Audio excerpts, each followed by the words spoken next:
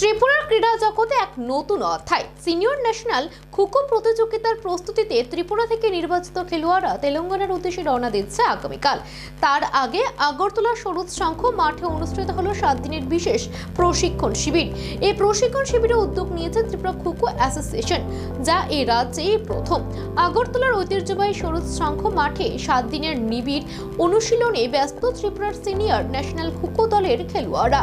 দৌড়, কৌশল, ফিটনেস থেকে শুরু করে ম্যাচ স্ট্র্যাটেজি সব দিকে ছিল বিশেষ নজর। তেলেঙ্গানায় অনুষ্ঠিতব্য জাতীয় স্তরের প্রশিক্ষণ শিবিরের আগে এই ক্যাম্প খেলোয়াড়দের আত্মবিশ্বাস অনেকটাই বাড়িয়ে দিয়েছে বলে জানাচ্ছেন কোচেরা। ত্রিপুরা খোখো অ্যাসোসিয়েশনের এই উদ্যোগ রাজ্যের খোখো খেলা এক নতুন দিশা দেখালো বলে মনে করছেন ক্রীড়া মহল। ত্রিপুরা থেকে সিনিয়র ন্যাশনাল খোখো দলের ছেলে মেয়েদের এই যাত্রা শুধু একটি প্রতিযোগিতার উদ্দেশ্য নয়, বরং রাজ্যের খোখো খেলাকে জাতীয় মানচিত্রে তুলে ধরার আরেকটি বড় পদক্ষেপ। কোচিং ক্যাম্পে সকাল বিকাল ভালো করে প্র্যাকটিস করানো হয়। আমরা এই নিয়ে খুবই খুশি আছি। আমাদের প্রেসিডেন্ট স্যার আমাদের সব দিক দিয়ে খেয়াল রাখছেন, সব কিছু সুযোগ সুবিধা করে দিয়েছেন। আর আমরা এখন তেলেঙ্গানা চলে যাব আমরা এখন তেলেঙ্গানা যাব খেলতে।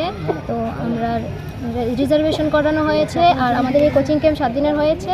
তো এর আগে কখনো কোচিং ক্যাম্প হয়নি। আমরা খুবই খুশি স্যার আমাদের এই কোচিং ক্যাম্প করিয়েছে আর আমরা আমাদের 100% দেওয়ার চেষ্টা করব। আশা রাখছি ওখানে গিয়ে আমরা একটি ভালো ফল আশা রাখছি।